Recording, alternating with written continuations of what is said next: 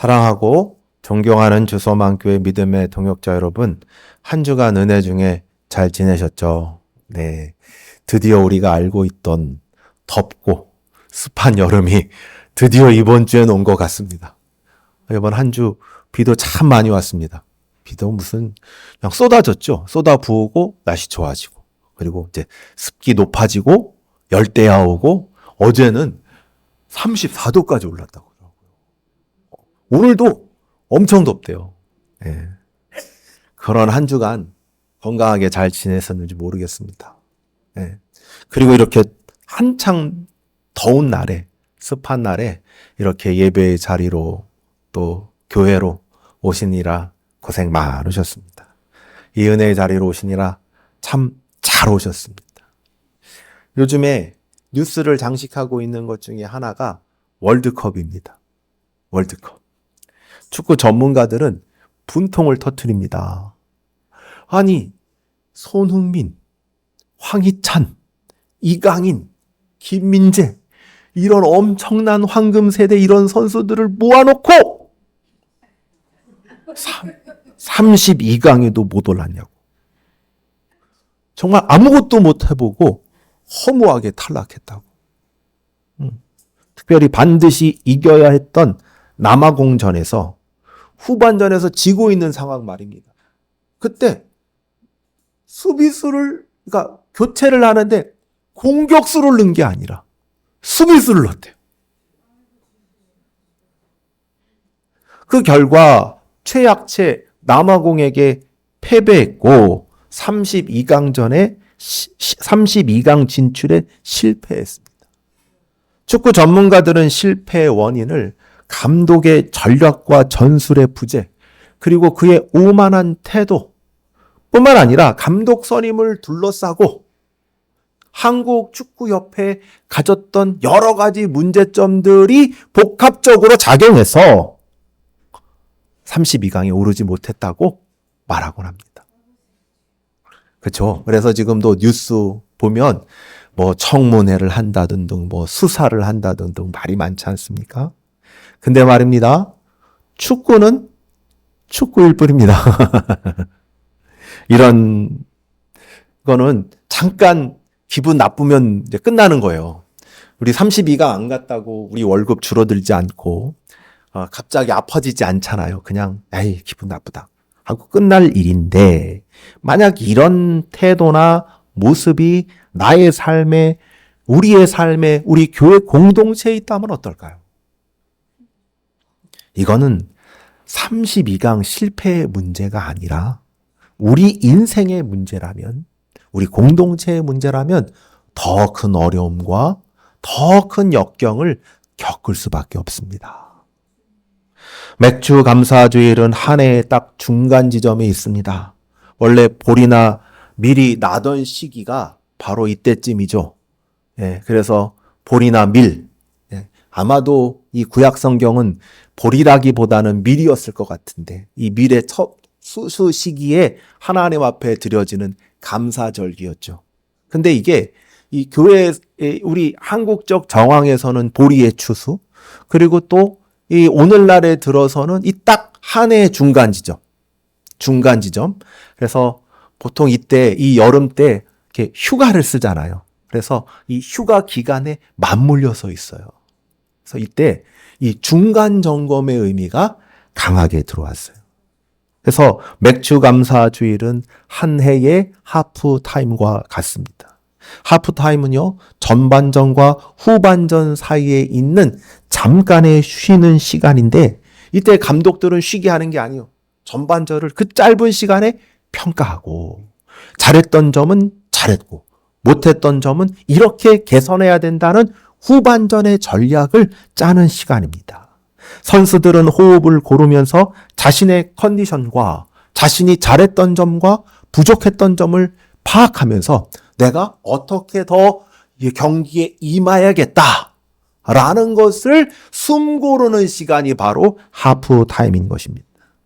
우리도 마찬가지입니다. 2026년 전반기를 정신없이 뛰었습니다. 마치 축구 선수처럼 숨이 턱끝까지 차오르게 땀이 비 오듯 뛰어다녔을 겁니다. 그리고 지금 잠깐의 쉬는 시간을 맞이했습니다.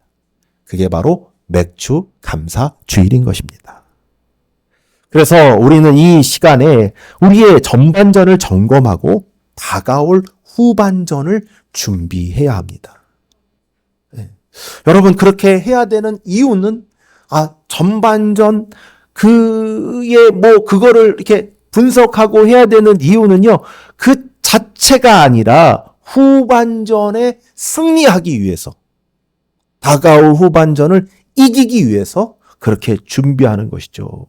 우리가 전반기를 점검하고 후반기를 준비해야 하는 이유도 반드시 다가올 마지막 추수의 때 우리 하나님께 잘했다, 충성된 종아라고 칭찬받기 위해서인 것입니다.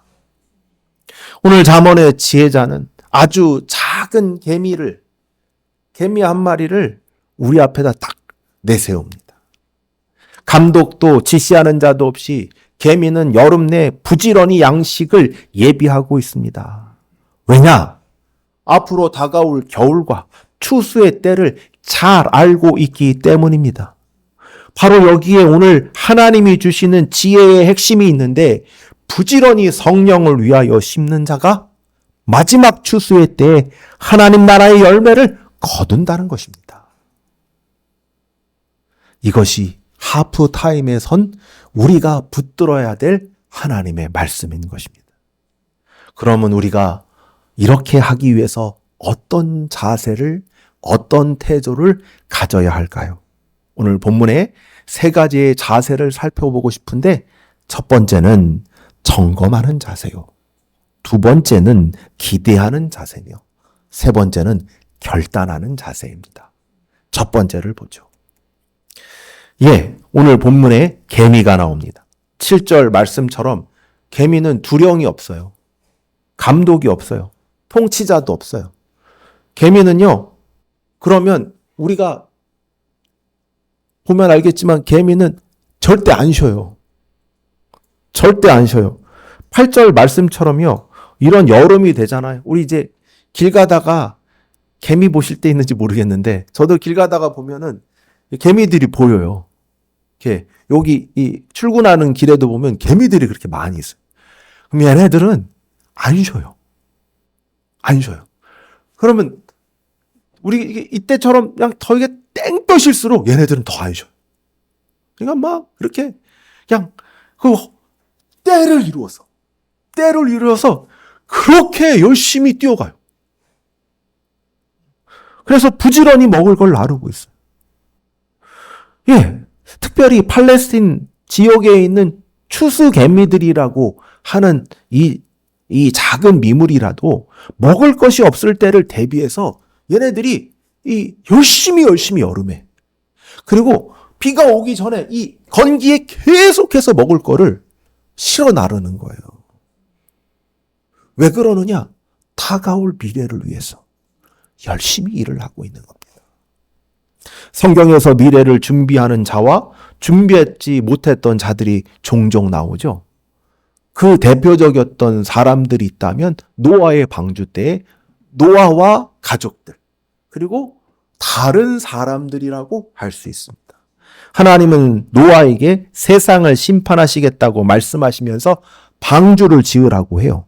그래서 노아와 그 가족들은 방주를 자그만치 120년 동안 짓고 있습니다. 노아의 가족들이 8명이었어요. 노아를 포함해서 8명이었다고 하는데, 근데 이 8명의 식구들이 그 당시에 뭐가 있었겠습니까? 지금이야 트럭도 있죠. 지금이야 기중기도 있죠. 지금 톱 있잖아요. 이 톱도 이 전기 톱 있지 않습니까? 우리는 지금 목공기계가 얼마나 발달했습니까? 근데 그 당시 그런 게 있었겠습니까? 그런 거 하나도 없었어요. 그러면 이 얼마 되지 않는 식구, 이 보통 일입니까? 이 배를 짓는 게 보통 일이에요? 그 당시에 이 노아의 방주의 크기가 보통 배였습니까? 어마어마한 크기의 배였는데 도구도 없어, 장비도 없어, 인력도 없어. 이거를 지을 때 저는 120년 동안 한시도 못 쉬었을 것 같아요. 못 쉬었을 것 같아요. 계속 일했을 것 같아요. 마치 여름의 개미들처럼 말입니다. 그런데 반면에 마태복음 24장 38절서부터 39절에 그렇지 않는 사람들에 대해서 나와요. 그럼 그 사람들은 이 노아의 방주를 지을 그 시기에 뭐 했냐면 먹고 마시고 시집가고 장가갔다고 그래요.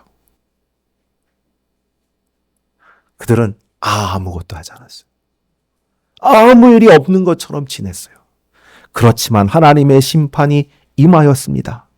그래서 노아와 가족들 외에는 모두 그 심판을 피할 수가 없었습니다.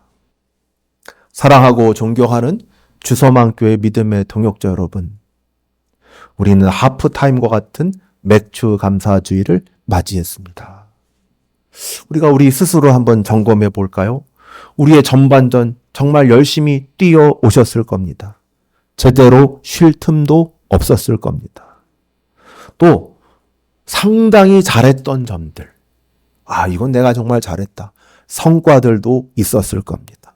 감사한 일들도, 기쁘고 행복했던 일들도 많으셨을 줄로 압니다. 그러나 동시에 아쉬운 점들도 있었을 겁니다. 내가 이거는 이번에 연초에 계획했는데 내가 이거 못했네. 내가 조금 더 했어야 되는데 부족했네. 그리고 노력했지만 성과가 안 나오는 것들도 있었을 줄 압니다.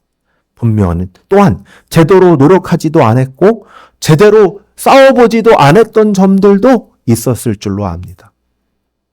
그리고 말입니다. 우리 교회 공동체적으로 생각해 보면 마찬가지입니다.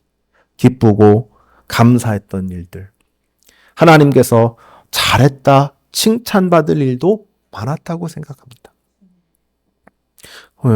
몇 가지 생각해 보면 우리 같이 이렇게 기도 나들이 가가지고 우리 최자실 기도원에 가서 같이 기도 골방에서 기도했던 것도 생각이 나고요. 또 현장 전도했던 것도 생각이 나요. 우리 꼭 하잖아요. 현장 전도했던 것도 생각이 나고, 한 2주 전에는 우리 찬양 집회 했잖아요. 그래서 참 은혜 많이 받았던 것도 생각이 나고요. 또 이 주일날 로마서 말씀으로 은혜를 나눴던 점들, 수요일날, 금요일날 잠언서의 말씀으로 은혜 나눴던 일들, 그리고 금요밤 기도에 이런 거 있잖아요. 이렇게 우리 동역자님들과 함께, 기도의 동역자님들과 함께, 나라는 우리 걱정을 안 하는데 우리는 나라와 민족과 한국교회를 위해서 끊임없이 기도했던 점들도 기억이 납니다. 그러나 말입니다. 동시에 아쉬운 점들도 있었습니다. 그리고 또 큰 슬픔의 일도 있었습니다.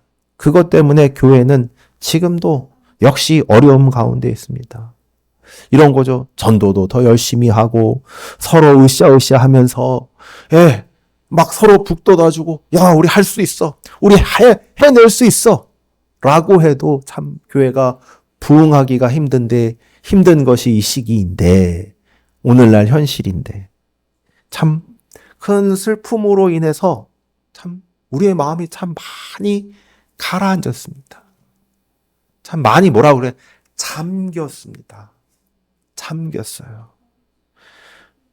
그래서 아직도 뭐라고 할까요? 이렇게 그 슬픔에 잠겨서 참 일어나기가 어려워, 힘겨워, 버거워 보입니다. 저는 그렇지만 말입니다. 이런 점검이 자책이 되지 않기를 바라고 있습니다. 자책하자는 것이 아니라 우리가 앞으로 나아가기를 위해서 이런 점들을 점검해 보자 하는 것입니다. 두 번째는 말입니다. 기대하라입니다. 하프타임의 라커룸을 생각해 볼까요? 라커룸에 돌아간 선수들과 감독들은 열심히, 왜냐하면 시간이 짧기 때문에 열심히 이야기를 주고받습니다.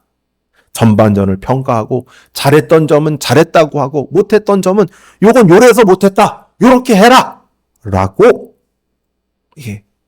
분명한 방향을 줍니다. 지난 45분간을 이야기하는 이유는 후회하자는 것이 아니라 후반전 더 잘해서 승리하기 위해서인 것입니다. 신앙의 하프타임도 마찬가지입니다.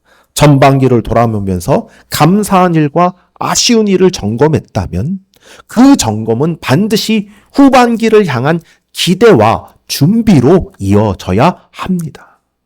우리가 지나온 반년을 돌아보는 것은 자책하기 위함이 아니라 다가올 반년을 새롭게 준비하기 위함입니다.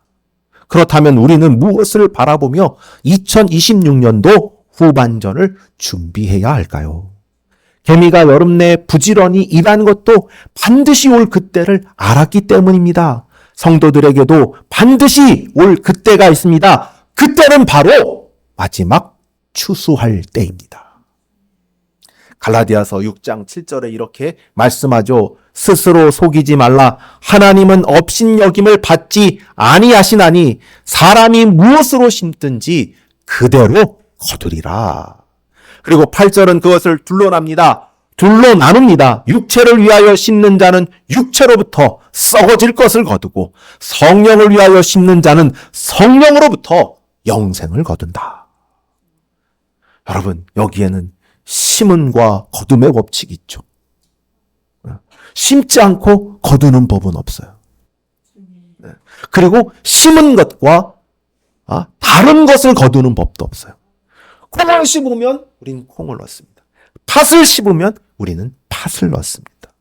문제는 지금 우리가 무엇을 심고 있느냐? 이겁니다. 썩어질 육체의 것을 심고 있느냐? 성령을 위하여 심고 있느냐? 하는 문제입니다. 근데 여기에 중요한 이 법칙 사이에는 시차가 존재해요. 시차. 오늘 심은 씨앗이 오늘 하지 않습니다. 오늘 심는 씨앗은 오늘 열매 맺는 게 아니라 내일 열매 맺는 게 아니라 추수할 때 열매를 맺는 것입니다. 그래서 갈라디아서 6장 9절은 이렇게 얘기하죠. 우리가 선을 행하되 낙심하지 말지니 포기하지 아니하면 때가 이르매 거두리라. 네, 지금 당장 열매가 보이지 않아도 반드시 거둘 때가 온다는 것입니다. 그것이 바로 성도의 소망입니다. 개미가 땡볕 아래 낙심하지 않고 일할 수 있었던 것은 반드시 그 올 때를 알았기 때문입니다.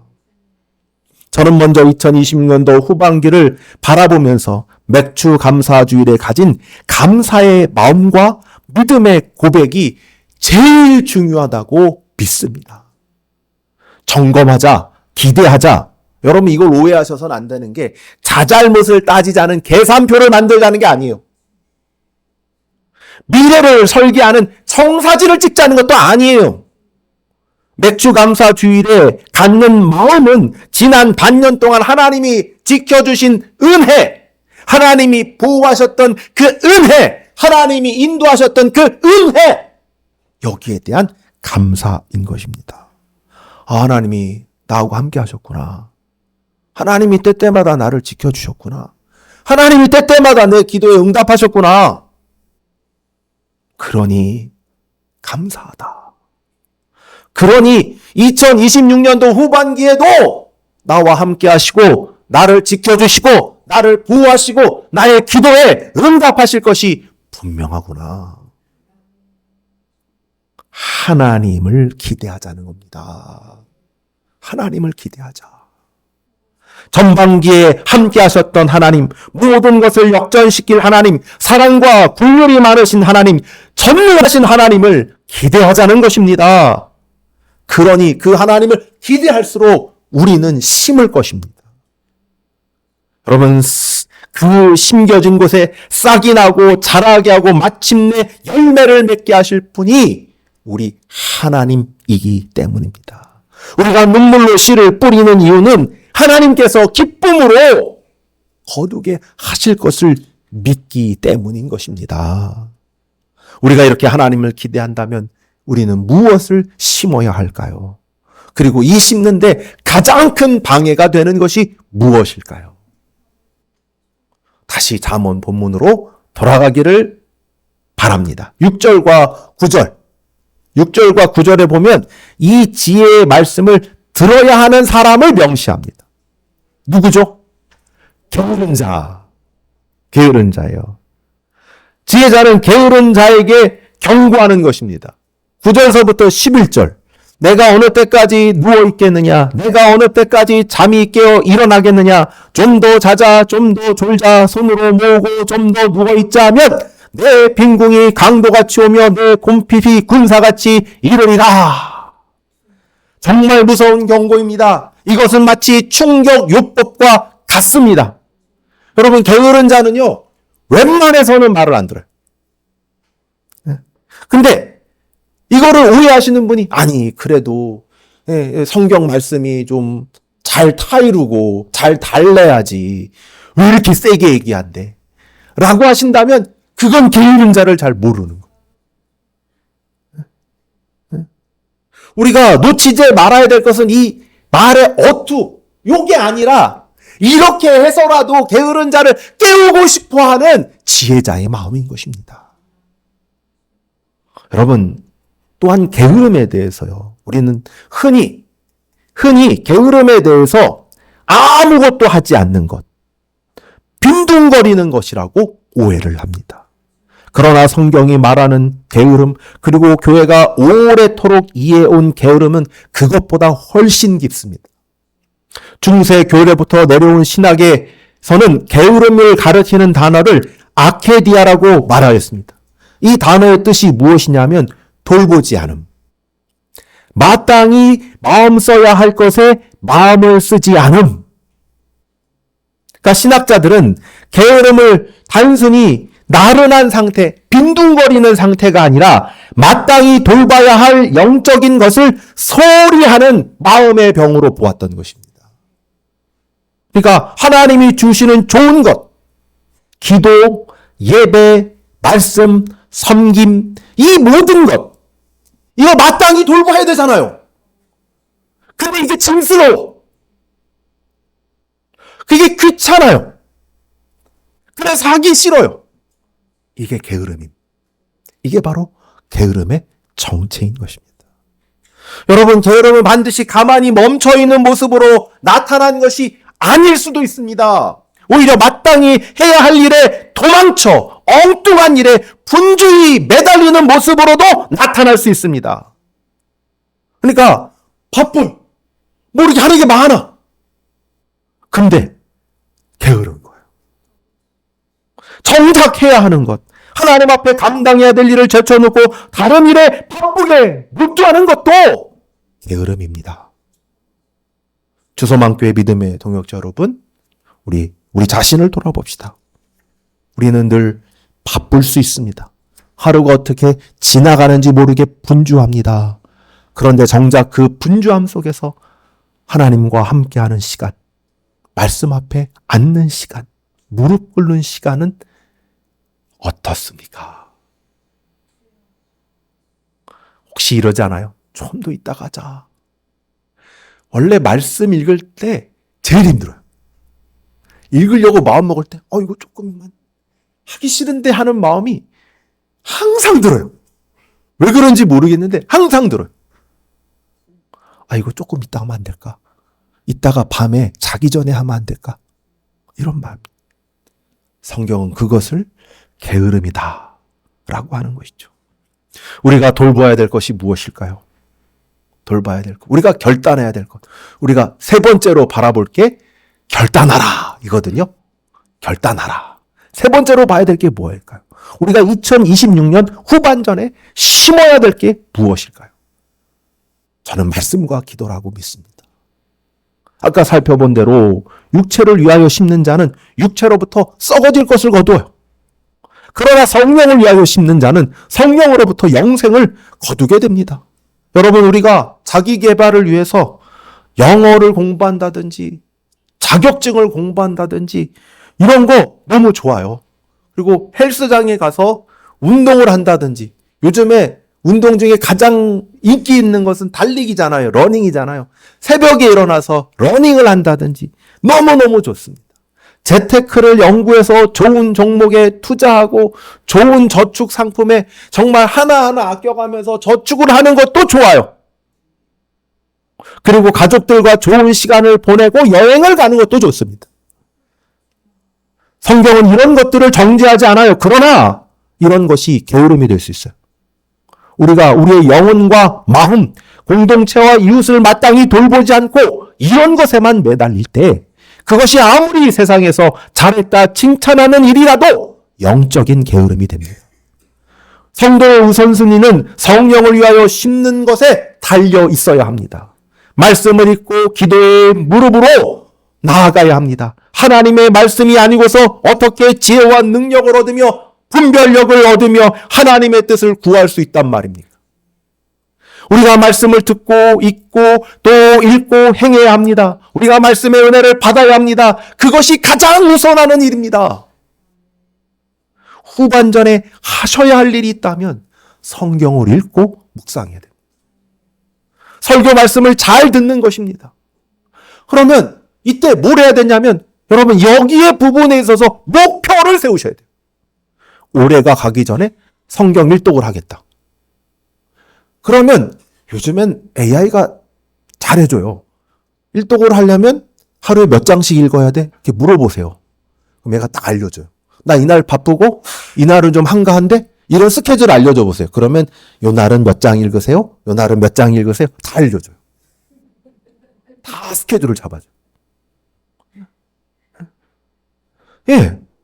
설교 말씀을 더 잘 듣기 위해서 주중에 수요 예배와 금요밤 기도에 꼭 출석하겠다는 식으로 목표를 잡으셔요. 이것만 나와도요. 잠언서를 다 듣게 되는. 주일날 지금 우리 주일날 로마서 하잖아요. 이 로마서만 잘 들어도요. 이런 식으로 로마서를 다루는 교회가 별로 없어요. 저도 또 이렇게 다룰 수 있다고 말씀드릴 수가 없어요. 또요. 우리가 기도를 하겠다. 이러면요. 기도를 하겠다라는 거에 목표를 세워야 돼요. 내가 이 기도하는 것을 위하여 평일 기도에 나오겠다. 근데 거리가 멋있잖아요. 그러면 그 시간에 기도하겠다. 내 집에서 기도하겠다. 근데 이게 잘 안 되거든요. 그러면 이렇게라도 하셔야 돼요. 내가 하반기에는 2주간만이라도 작정해서 내 평일 기도에 나와보겠다. 아니면 교회 이 금요밤 기도에 꼭 나와서 기도하겠다. 아니면 토요일 날 교회 거의 없거든요. 저는 제 사무실에 있고 거의 없거든요. 그러면 토요일 날 나와서 꼭 기도하겠다. 이런 결단을 하셔야 합니다. 이런 결단이 이어져야 합니다. 그게 영적인 게으름에서 깨어나는 것이고 벗어나는 것입니다. 우리 김남준 목사님이 쓴 게으름이라는 책에 우리의 옛 이야기 같은 예화가 있습니다. 다음 페이지 한번 넘겨주시겠어요? 어느 게으른 사람이 대청마루에 누워 있었어요. 근데 담 밖에서 도둑이 어슬렁거리는 걸 보았어요. 도둑이 슬금슬금 담을 넘으려고요.